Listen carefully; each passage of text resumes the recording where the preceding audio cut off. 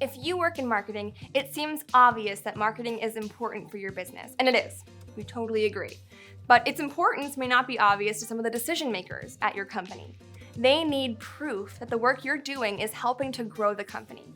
They need to know that their investment is making them money, not draining their resources. So how do you explain to your boss that the work you're doing is actually making an impact? How can you prove the value of marketing for your company? We have some pointers for you. Include revenue-focused metrics in your reporting. The decision makers at your company want to know how your marketing efforts tie back to the company's overall financial performance. This means you need to track the key performance indicators, KPIs, that influence the budget. While website traffic and keyword rankings matter, and they're definitely metrics to track within your marketing department, they're not necessarily things that your CFO or CEO can use to measure company performance. So track them, but don't stop there. Let me explain a few revenue-focused metrics you'll want to include when you report back to the higher-ups. Return on investment, ROI. ROI shows how much revenue your marketing earns relative to how much it costs.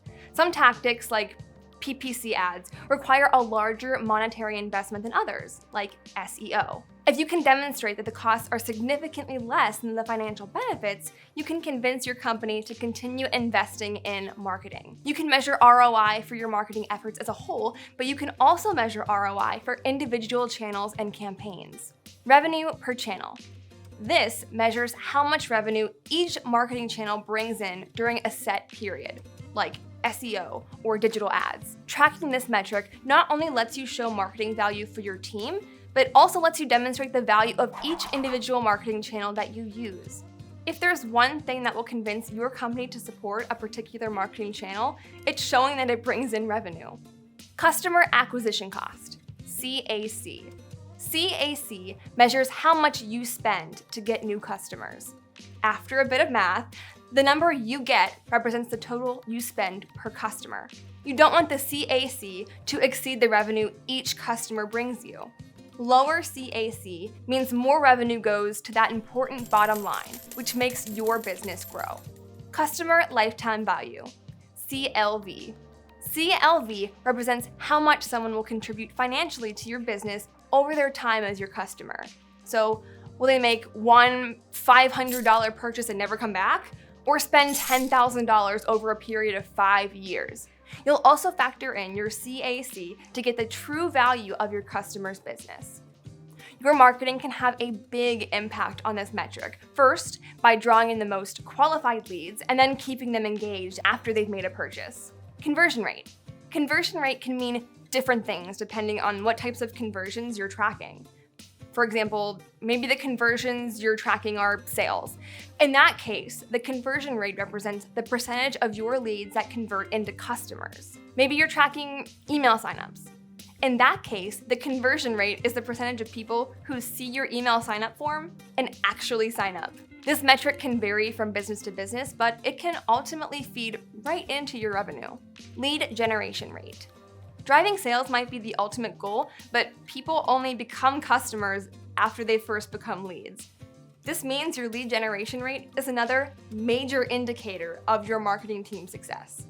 The most common way to measure lead generation rate is to calculate what percentage of your site's visitors become leads. You can even break this down further by tracking lead quality. For one, there are marketing qualified leads, MQLs.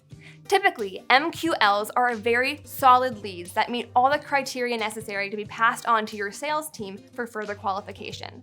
The criteria for a lead to become an MQL is entirely up to you, but it may include industry, company size, content downloads, and many other targeted interactions with your business. You have sales accepted leads, SALs, which are MQLs the sales team has decided to look into further.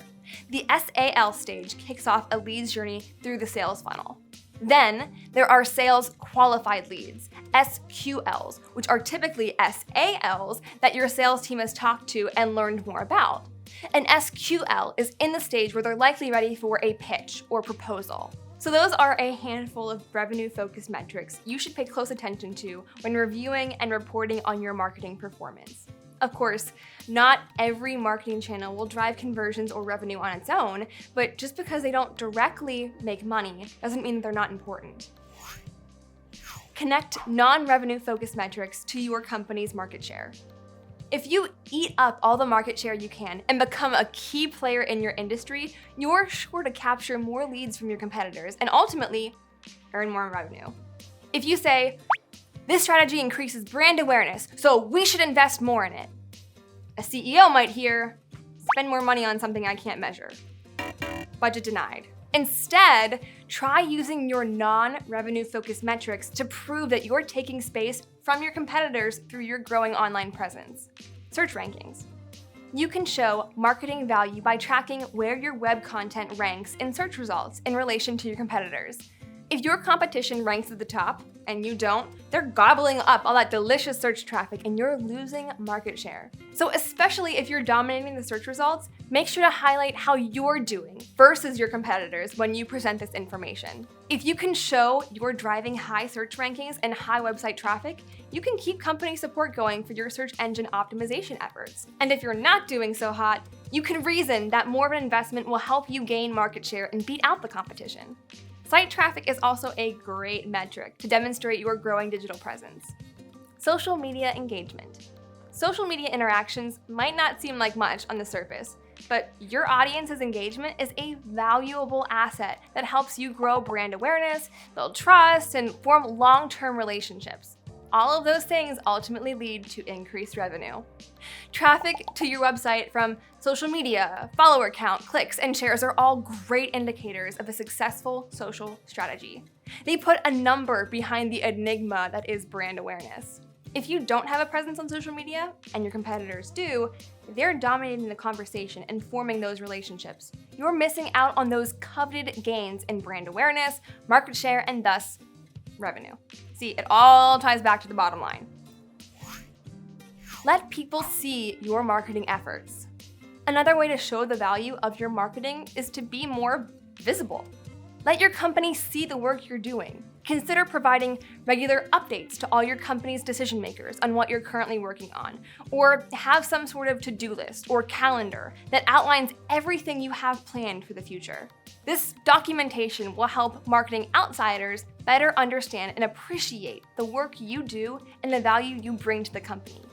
I know, you were probably expecting these tips to be about providing hard evidence, not just helping people appreciate your work. But you'd be surprised how much of a difference it can make to just have your marketing efforts be visible. Part of the reason executives might doubt the value of marketing in the first place is because they don't see the scope of what a marketing team actually does. You know it's more than just posting memes to social media. There's content marketing, SEO, web development, CRO, PPC, CTV, the list goes on. But your boss has their own responsibilities to worry about, so watching every single thing you do for your marketing strategy is probably at the bottom of their list. So let them see your team's massive efforts whenever you have an opportunity. Explain what you've worked on and what you have up your sleeves. It may just be a matter of not understanding marketing's role in an organization. Show off your achievements. On top of letting your company's decision makers see the work your marketing team is doing, let them see all your best achievements. Whenever you hit a particular milestone or accomplish a particular goal, don't just celebrate internally. Share that celebration with your company executives. For example, maybe you have a YouTube channel where you post helpful content for your audience, and you eventually pass 10,000 subscribers. That's a big accomplishment that you should share with the higher-ups at your business. If you don't let your company executives see your achievements, they won't understand the value you bring to the company as a whole. But if you show those achievements off, it'll be very clear what you bring to the table. Well, that's it for this video.